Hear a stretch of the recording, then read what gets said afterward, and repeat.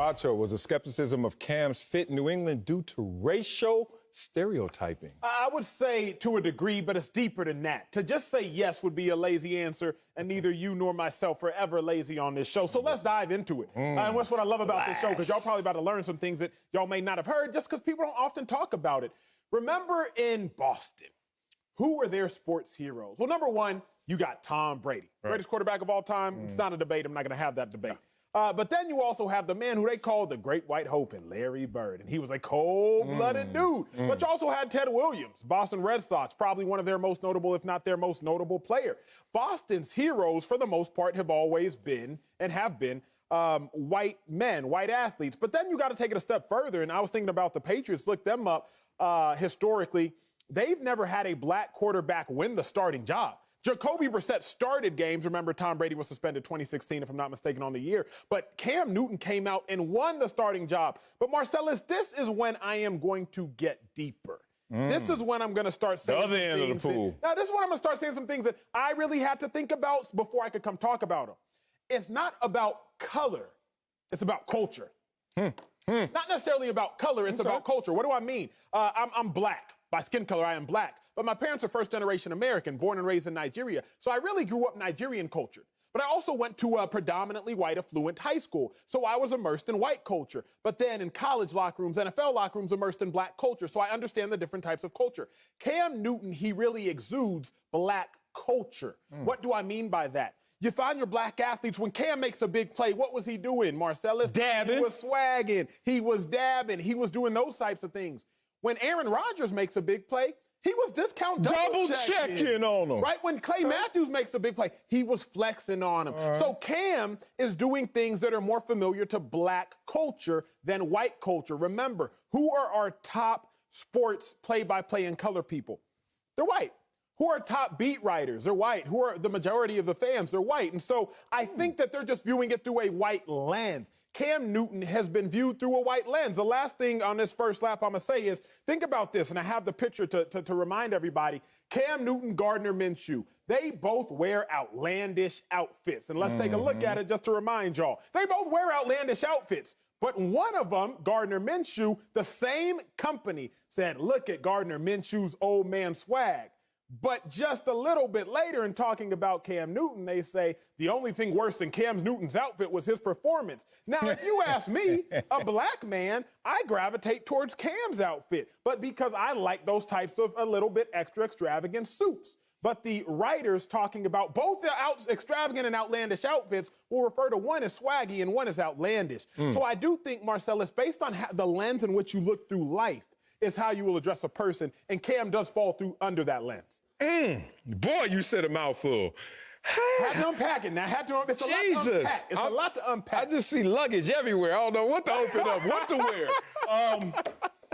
It's interesting. Let's just start here answering the question. When Cam Newton says it was stereotyping and racial stereotyping, and that's where the criticism came from, it's interesting that that could be the portrayal of this interaction between Bill Belichick, Patriot way, and that culture, and now newly starting quarterback Cam Newton. That could be what people perceive.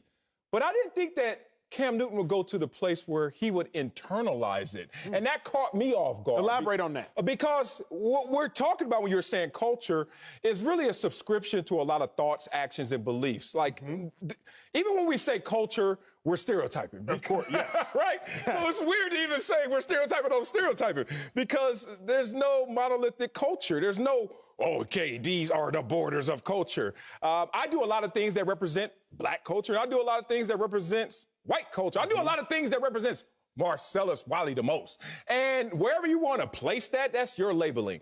But it's weird that Cam took the labeling and processed it internally. Why do I say that?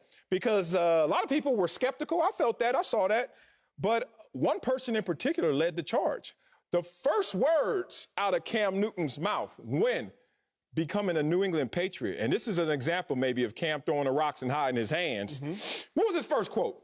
How's me and Bill Belichick going to mesh? You gonna blame the media for that one? No one told you to say that, Cam. Why are you over here taking this internally? Second comments.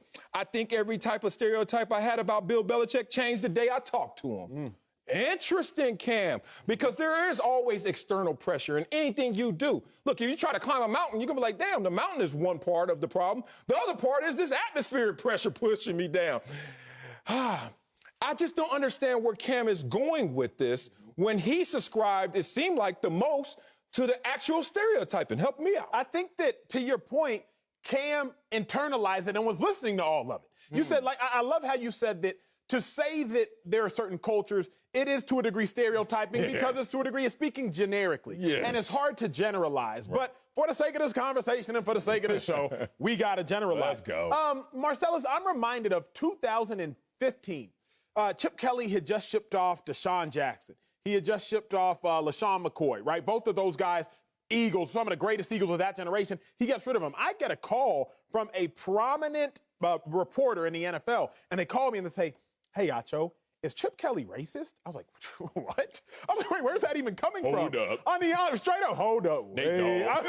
I'm like, where's that even coming from? Then I realized, from the outside looking in, Chip Kelly has gotten rid of our star black and black cultured, again, I'm going to use that word a lot, black cultured players. I see what you're saying, but I'm in the inside of the house. And I realized it's not that Chip had a problem with black players. He had a problem with some of the characteristics and trait that black athletes often exude. See, Chip Kelly also got rid of a dude by the name of Evan Mathis, all-pro offensive guard. Evan Mathis was white as can be, but Evan Mathis exuded a lot of traits that you typically only find in black athletes. Some of the bravado, some of the more often ego, some of the more eccentric behavior. So I said, on the outside looking in, you thought it was a color thing. But on the inside, I realized it's a culture thing. And so when I think about Cam Newton, let's be real.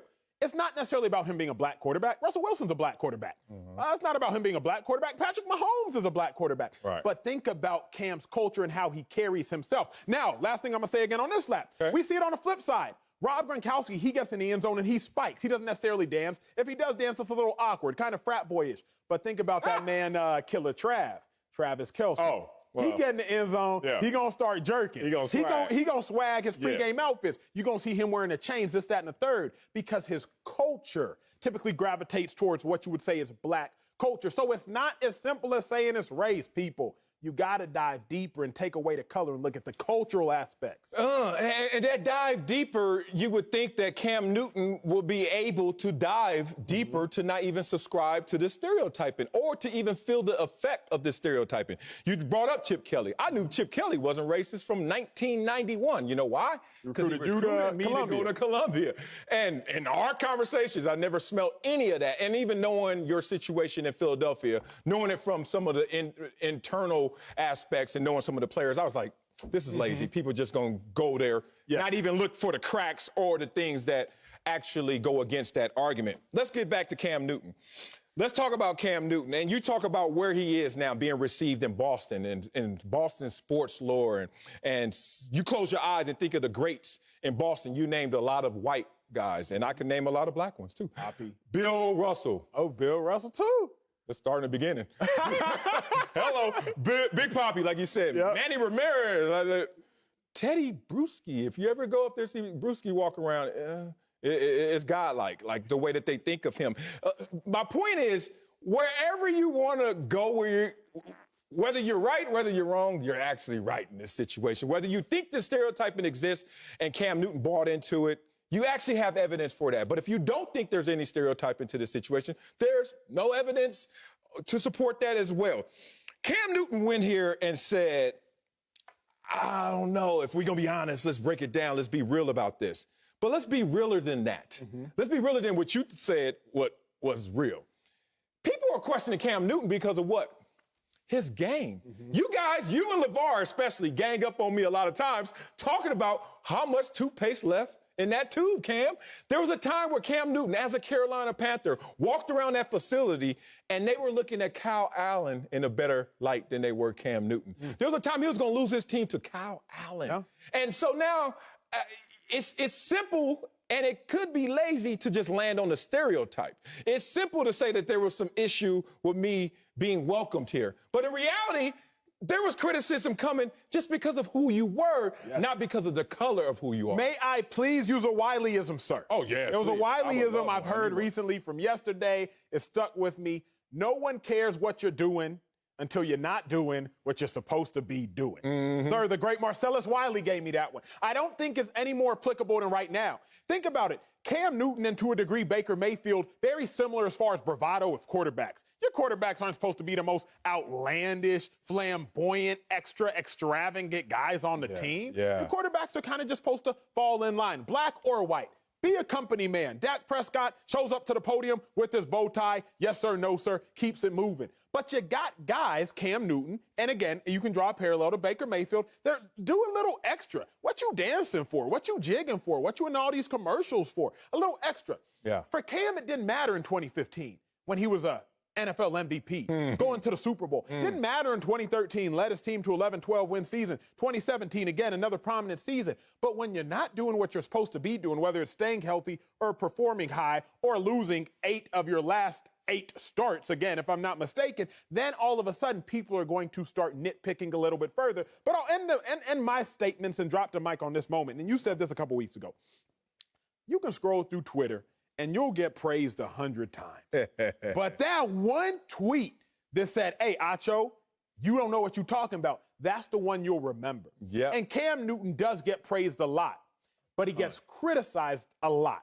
And I think what Cam Newton is hearing is the criticism because it sticks out and it hurts a lot more, obviously, than praise ever will. Yeah, but welcome to stardom, brother. I mean, you want to be at the top of that pyramid? Guess what? Not too many people around you and only light emitting around you. And everyone's going to put that focus on you and put you under that microscope.